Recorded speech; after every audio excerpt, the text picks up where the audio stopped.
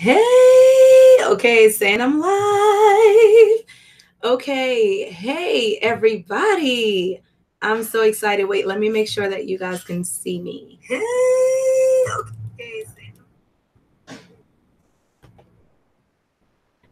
I'm sorry, I'm pausing because I'm making sure. Okay, if you are here, if you're new to me, my name is Katana Castile. I will be talking today about, let me see, overcoming other people's opinions and overcoming other people's opinions of you, failure and disappointment. And I'm really excited because I have to share testimony with y'all. If you are here, Facebook does not let me know right away. So scroll down below and leave a comment and say hi because I would love to hear from you. And like I do every week with these shoot sessions, I will hop right in a second. But I wanted y'all to know I have my baby's pictures up here because I just love having them feel like I have them close to me when I'm doing these sessions. But I was excited particularly about this topic, and I'll look down because today I have my notes below me because I actually have a testimony about overcoming disappointment and all of that today. I don't know how many of you can relate. I just want to welcome you. I apologize if I can't see you. I will be in the comments later on, but y'all know me. If y'all have been here before, I'd like to just hop in because I like these to be around 20, 30 minutes long at the most. And I want to give you what I have about this topic, but I want to start off just sharing what happened to me today, y'all. Like, oh my God, right? So, of course, when you have anything to do and you're super excited about it and you've been planning about it and you let the entire Facebook know about it and everybody know, and it's such a good topic, um, you experience that, And so I was prepared, believe it or not. I was like prepared and then going throughout my day and then boom, I couldn't get the tech right to work right. I spent a lot of time there. I couldn't really get a lot of things done that I wanted to get done beforehand. I wanted to check in with the group before I got on here. I wasn't able to get in there, but I just breathed because I felt myself, right? So when you're going through a situation, prepared for it. A lot of times our disappointment, and I'll give you the definition actually. I'll hop into that now. So what is disappointment? Disappointment is when you feel a sadness or a displeasure that's caused by the non-fulfillment of one's hopes or expectations. So I just want to make that very clear what disappointment is. It's the way that you feel because something, I'm gonna put it in our terms, because something that you hoped for, something that you thought was going to happen a certain way didn't turn out that way. Well, how many of you know that most things in life, if you really have this perception of it's going to happen the way I thought it was going to happen, it's going to be just like I thought it was going to be, it's going to be smooth. I don't care whether you serving God or you not, or you in God, whatever the case is, you will experience some kind of disappointment many, many times in your life. That's just a part of it. And I'll share with you how um, disappointment, failure, and other people's opinions really all come together. They really all come together, and they all kind of anchor with our fear of judgment and rejection. And so we're going to hop into it because, again, like I said, I'm just super, super excited about the topic. And so what happened with me as far as disappointment, like I said, I'm a planner and I like to prepare things. I like to have everything ready to go because I know that the antidote for fear is preparation. And so whenever you have anything to do, the more prepared you can be, that will kind of help you in being confident and really feeling like you're ready to do whatever you set forth to do. And so when I was thinking about this came up in our truth room with one of the members. And in the truth room is when we really it's not just me talking, it's where we all see each other and we all dig in and we converse with each other and really work on these things and powwow and dig deep to see the root of these things and where they're coming from and what God says about it and how we can overcome it, right? So that's what the truth room is. And I'll tell you a little bit more about that later on. But so overcoming other people's opinions, of you. When this came up, I was speaking with one of the members, and you know, that was an issue for her. Like, God had told her to do something, and she really, I mean, of course we want to obey God, we want to do whatever he says to do, but you have that anxiety. A lot of times you have that fear, like, man, like, you know, you wonder about what people are going to say. You wonder about, did God really say this? Like, how do I know God said it? You battling with your own insecurities, like, am I capable of even doing what he said? You know, I mean, there's so many things that come into play, but at the forefront of it, you really just want to obey God, you know.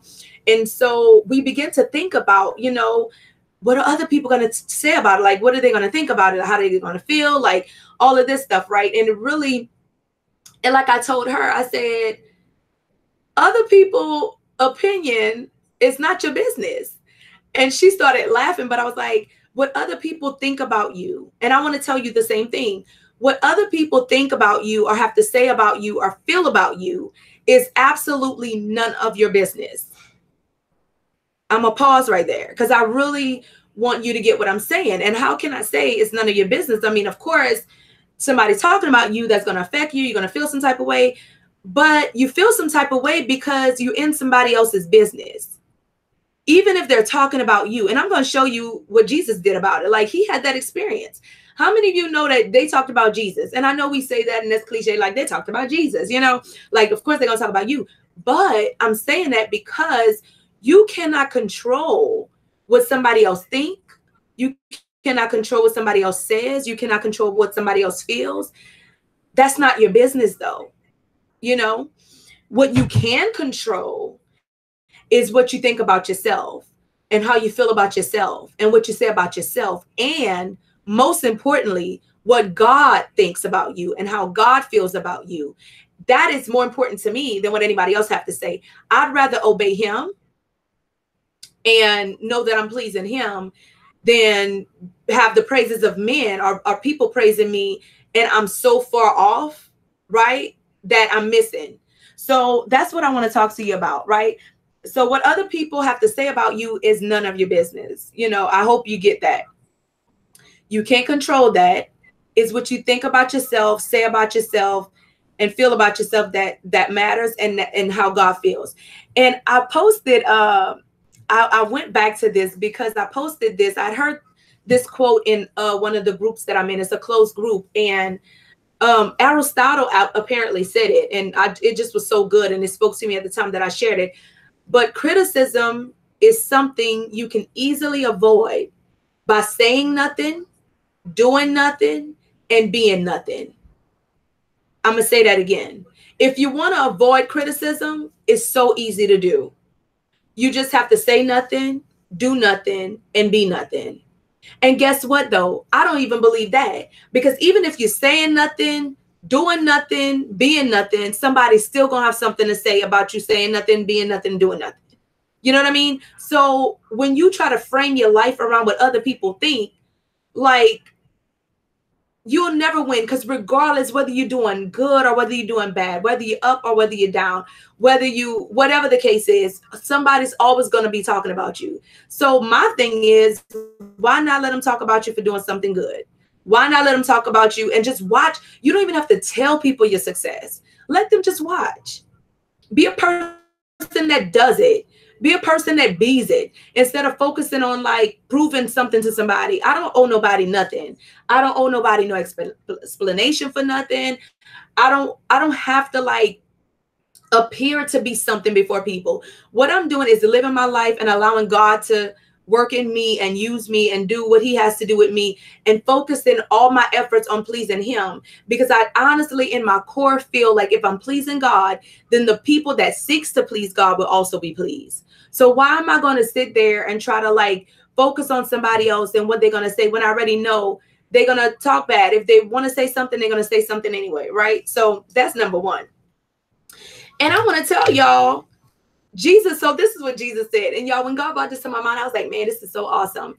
But you remember the scripture, and I should have pulled this stuff for y'all, but I just was, like I said, y'all, so much stuff happened today that I didn't get a chance to. But I will say, y'all remember when they were all saying, man, people was like in the streets. And when I read the Bible, it's like I imagine like I'm in that time, right?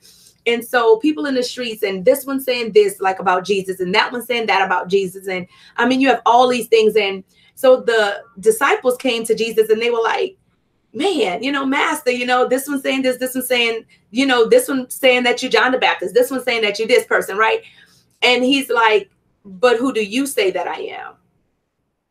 And man, it just totally like, it blew me away, because yes, this man could have gotten caught up with what other people were saying about him. And he could have gotten caught up with, but who cares? Like, Jesus knew what mattered. Jesus knew what mattered. It doesn't matter if, think about it for a second, y'all. Even if people praise you, even if people say that you're just the most amazing person, I don't even know like the most amazing negative people that say things about that person. Even the greatest person, you could have saved the life. Somebody would say, well, I mean, you didn't have to save it like that. I mean, you could have did it like, there's always going to be somebody. So Jesus knew that. He didn't get hyped up on people praising him and saying this about him or talking down on him. Neither thing mattered to him. So he asked them, he was like, who do you say that I am? Well, he asked them at first, who do men say that I am? And that's when they begin to say, some say you this, some say you that, right? And then he said, who do you say that I am? Because you're the one that's been with me. But even them, even the ones that were close to him, out of all of them, only Peter. God had only gave that revelation to Peter. And he said, you're the Christ, the Son of the living God, right? So even out of all of them, sometimes you could be among people and they still don't even know all of who you are. You know what I mean? And so, but it's not for them to know. It's for you to know. Because if you allow people and what their opinions are like to sway you and influence you to change who you are, not for the best, because of course you should be growing and you should be evolving and you should be, trying to be better every single day. But you can't let that change the ultimate. Your main focus should not be on what your neighbor think about you. And you should have a life that speaks for you as well. I'm not saying you could just live any kind of way in the street and then say, well, I ain't gonna worry about what people say about me. No, I mean, you should be living a life that, is reflective of who you say you believe in and who you say you live for, which is God, right? But at the same time, you can't be so focused on what people say about you that it breaks you, right? It causes you to like, not be who you are and allow God. This is my philosophy. How I show up here is really who I am. This is really who I am. And if you know me in person, if you see me in Walmart, I'm gonna hug you the same. Like, this is who I am. So I don't I'm in many different environments, but I don't change who I am. Our apostle said this, and it stuck with me so much. He began to teach about a character. And as you know, the letter A, we all know our ABCs. If you're on this thing, you know your ABCs, you know how to type, most likely you know how to put stuff on the internet. So you're good, you're educated, right? So if you know an A will always say A or A. It does not change its character. It could be on the side of a B. It could be on the side of a C. It always says its name. That's what we taught. Y'all can tell I have like kindergartners and, preschool kids, right? But it's true. So your character, if that's really who you are, then you should not change who you are, your character, depending on, I don't care who's on the side of you. I don't care what's around you. That's your character. Now, sometimes God allow us to see things and experience things to show us the flaws in our character, the things that we need to work on, the things that we could do better in. And that's the thing you need to be focusing on. So when I'm concerned, when my character is not in line with God's character, that's when I'm concerned. When my obedience is not being fulfilled in the things that he told me to do, that's when I'm concerned. Never about how somebody else perceives me. And I get it. I get it because I used to struggle with that. But now it's like the more I've been putting out stuff, the more I've been pushing, the more I've been obedient and like breaking those things and focusing on what God told me to do. Y'all, I'm telling you, it's just like riding a bike. Everything is hard before it's easy. Everything you go through, everything you start that's new, it's not going to be good when you first start out. You have to know and be okay with the process of it. It's not going to be good. But the more you do it and the more you keep at it, you're going to be so good. Like you're going to like, there's a saying, I'm not going to say how he says it, but eventually you're going to not be so bad that you're gonna actually be good. You know what I mean? And so that's the thing. You have to just trust the process, and you have to be a part of the process. So I'm gonna move along because I stayed a long time right here. But there's also this thing, and this is what I believe firmly too, that the best way to predict your future is to create it. We're not, I know in this group that I'm in, why I love it so much is that we're not waiting around. Like, we're not waiting for somebody to rescue us. Like, we're doing it ourselves. We do our goals. We get stuff done. Like, that's who we are. Like, we're not waiting. And what I love, I celebrate their failures.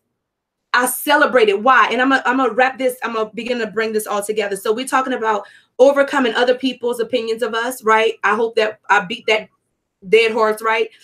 Failure and disappointment. And disappointment comes when we didn't meet an expectation that we had. But I want to ask you, think about it. Who created the expectation in the first place? We did, right? Sometimes other people have expectations on us, but it's still up to us to even adopt their idea of their expectation for us, right? Because somebody could have an expectation of you, you could care less, right? But then there's other people who have expectations of you, and it really, really matters. It matters more than other people. But it's not because it's different. It's because that you value that person's maybe opinion more than you do the other person, but you're still adopting their expectation. So if something didn't work out, change the expectation. And I'm not saying lower. That's a difference. I'm not saying lower your expectation, but I'm saying you created the expectation in the first place. So who can change it? You can. So guess what? How this links with failure? Okay, we're moving into that. So with failure, what is failure? My definition of failure is not trying. That's it. Failure is just not trying. Failure is not a person. It's an event. It's an experience. Failure is something that happens. It's not a person. It's not who you are. You may have been a person who has experienced failure. So hear what I said. You may have been a person who has an experience of failure, but that doesn't mean that's who you are. But a lot of times we begin to adopt that as an identity instead of an event.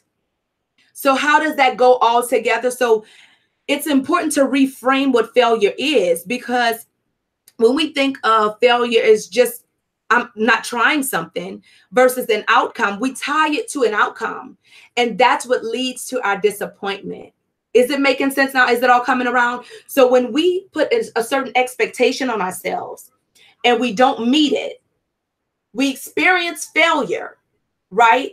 And so that's how it's all. And then after we experience that failure, now we're disappointed. You know what I mean? And so that's kind of how it all works together. So by you simply reframing that. So how to reframe it, and I'm trying to go fast because I don't want to hold you all day, but this is in my mind, the way it works is like, and I'd be so excited, but I'm gonna try to calm down to make sure that it's clear, because honestly, if you don't understand it or if it's not clear, it really doesn't, it's not a benefit to you and it doesn't really help you. And I really want you to think about, because you will experience it. I mean, throughout the week, you will experience some things that didn't work out the way you thought it was. And I thought it would. And I want you to come back to this video and like be able to really say, okay, I experienced this, I feel it, I see it, but let me break it down so that, you know, you can overcome it. Because that's the whole point of this video. So, number one thing that I put for reframing your failure is finding the lesson learned and what you got out of it that you wouldn't have gotten otherwise. Because everything that, and we know as Christian women, if we truly believe that all things are working together for our good, because we love God and we're called according to his purpose, meaning love God, meaning like he said, if you love me, you'll keep my commandments. So, you know, you've been keeping God's commandments and you know, you've been living, you know, to please him and all of these things. And we believe that it's working for our good, right? That there's something in it. Nothing can happen to us except God allows it. And so find the good in it. Find the thing in it that you would not have otherwise learned without that experience. There are some things I'm so grateful for. Would I consider them good things per se? No, it didn't feel good to me, But those have been some of the best things that have ever happened to me because of the lessons that I learned. And I would have never learned that had I not gone through that. And God is such a good father. He's such a good parent that he'll allow you to go through things to teach you character, to build your character in you, because it taught me some things I went through. Man, it taught me how not to be with other people, because I experienced the hurt and the pain that it caused me. And I never wanted somebody else to feel that. But had I not experienced that, I don't know what kind of person I would have been, because I wouldn't have been acquainted with what that would have caused somebody else. So these things is like, it's important for you to reframe it. Another tip to reframing your failure, right? The experience of failure is, so what? I literally sometimes, I'm telling you, it's like, I'm like, okay, this happened. So what, Katana? So what? You know, what does it mean if I fail? When I'm afraid to take a step, or when I'm afraid to do something, right? Even if God spoke to me, like, that gives me more confidence, right? But you still sometimes feel a little anxiety because you just do. And so when you experience that, you have to ask yourself, what does it mean if I fail? What does that mean to me? What kind of value am I putting on that? Like, what kind of attachment am I putting on that failure? So if I fail, does it mean that I'm dumb? Does it mean that I'm not smart? Does it mean that I can't try again? Does it mean that I'm not good? Right? Does it mean that I'm a bad person? 9 times out of 10, none of those things are true. But we put that on ourselves as if that means that's the end of the road for us. That means that we'll never make it. That means that it's all these negative things that's associated with it. But we have to understand, we are the ones attaching the meanings to the failure. Remember, failure is just an experience. You're just a person who experienced failure in this thing. And guess what? To be successful at anything, you have to experience failure. You're going to experience failure. The first time anything, like you do anything, when you first learn how to ride a bike, you fail. Sometimes you fail, but you learn, okay, well, I have to balance this way instead. You know, like I was talking about in one of the other truth sessions before, who ever seen a baby who goes straight from the womb to walking? It never happens. They're going to stumble. They're going to wobble. You know what I mean? Like the problem is when you purposely fail. That's an issue. But when you're trying to do this thing and you're trying to achieve things, or you're trying to go for things, prepare. That's the thing. Like, I wrote it somewhere and I wanted to really highlight this. I really wanted to highlight this because it was so good. Oh, my Lord. Oh, that's what it was. You have to anticipate. So like I said, when you know that this is a part of the process, and I show all my girl my hair, but when you know that this is a part of the process, you're going to prepare for it. You're going to anticipate the struggle. I want you guys to be so shocked when it's not so hard. Like when you know what I mean? Like in the group, like I celebrate. I'm like, what did you try today? What are you doing this week? Because it lets you know that at least you're moving forward. Yeah, you can stay safe. Like that quote that I read earlier, about, you don't have to, what was it? Let me see. You don't have to ever be criticized again. You just have to not try anything. You don't have to say anything. Just don't do nothing. And you ain't got to worry about that, right? It's the people that are saying negative things about you. Look at how they're moving. Are they growing? Are they progressing? Because it's easy to talk about people when you're on the sideline, but the ones that's actually in the trenches, I promise they're not going to be the ones talking about you. Like, they're not going to be the ones so that's my whole point. Like, get with people who are actually doing stuff. Don't be sitting there focusing on people who are at turtle level. Like TD Jakes have this thing where you talk about giraffes, people that the view of a giraffe is not the view of a turtle. But if you have to get on the ground to actually view what a turtle view. Are we going to stoop down on the ground and get with turtle level people? You know what I mean? Because we have giraffe vision. Are we going to lower our necks that low to get to turtle level because somebody's talking about us? Because we, of other people's opinion? Because we're afraid of failure, which it doesn't even mean anything about us per se. It's just that we learned what not to do. We learned a little bit more about ourselves. Can we reframe it like that? Because we got disappointed. Can we just change our framing, the way we view those expectations, and say, I'm disappointed, but really when I look at it like this, I'm disappointed because I didn't do it like this. But really, God showed me that it's so much better because it worked out like this. And when you start framing it, it makes you excited to try new things. It makes you excited to get in the trenches. It makes you excited because you're growing. Who wants to stay the same? I know y'all know people. We all know people. They always shoulda, coulda, woulda. They always, this year is the year. 2018 is the year. We're going to do it. It's going to be bigger. It's going to be better than ever. And we look the next year and they singing the same sad song. And I'd rather be in the trenches, grinding, trying, making progress than to be sitting with the turtles. I'd rather be stretching my neck with the giraffes to see above the trees to where God would have me than to be sitting with the turtles. Like, that's my whole thing. Like, you could either sit with the turtles or you can get with the giraffes. But that's how you begin to overcome other people's opinions about you. Because it ain't none of your business. Their opinions ain't none of your business. You're supposed to be at giraffe level, but you sitting there worrying about what a turtle got to say about you. Like, worry about what God have to say about you and line up to that. And I promise everything else is going to work itself out. And failure, reframe that. Why is it a failure? What makes it a failure? Because if you got something out of it and you learned something from it, I wouldn't say it's a failure. I would say, girl, that's amazing. You learned something that you didn't know yesterday. Bless God. You know what I mean? And disappointment. Again, that's just, it didn't happen the way I thought it was going to happen. But let me see how God restructured this, because I know it's working for my good. I just have to find how it's working for my good, right? So when you start reframing those three things like that and you see how they all work together, there's no stopping you.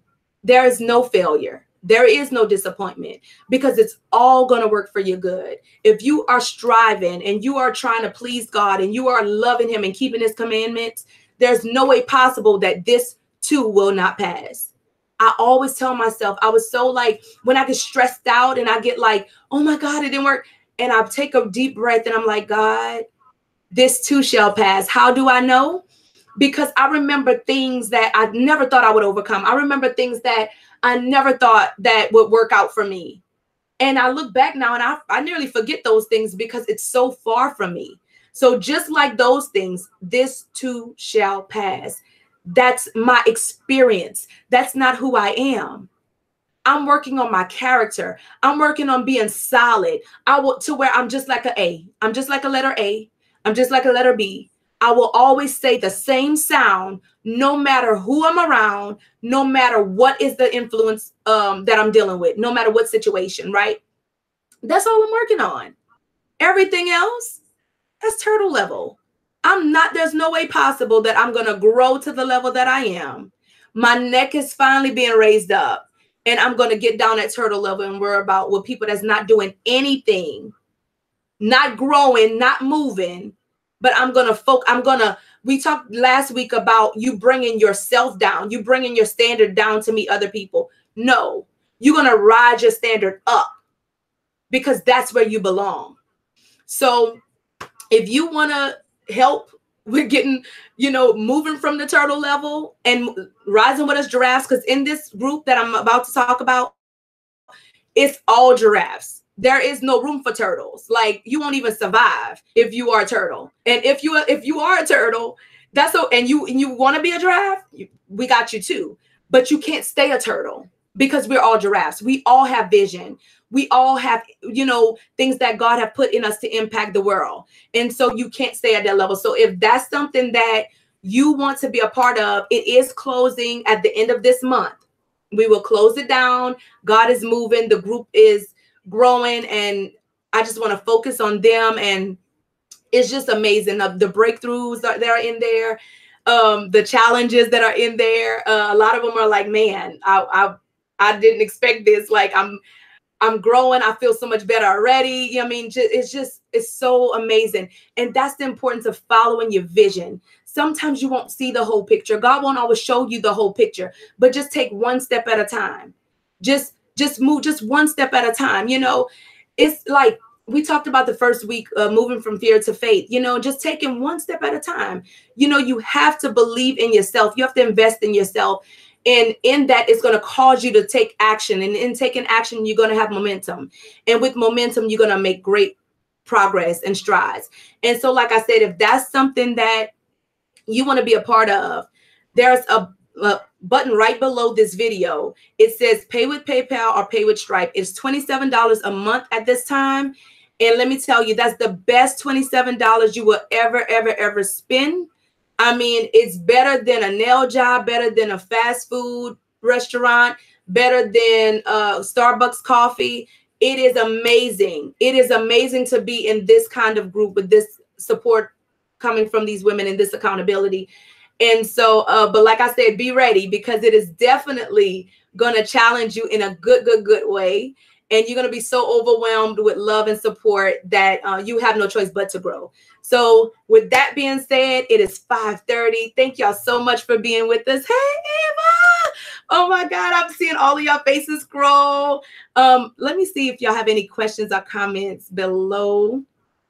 And remember, if you do have questions, even after this is over, I will go in the comments and address it, or you could private message me. I would love to chat with you. But yeah, if you're interested in that, like I said, the group is closing. So sign up. We would love to have you and welcome you. We have a group meeting after this, so I will hop off. But I love you all. I pray that this message bless you. If it did, leave a review. Also below, you'll see it says, how would you rate us? Leave a review. You know, I would love to hear how this has blessed you, and I pray that it has. And until next week, I will see y'all next session. If there's no questions, I love y'all all. Thank y'all so much for spending this time with me. It means the world to me. And I will see y'all, God willing, next week. Hope to see you in the group. Bye.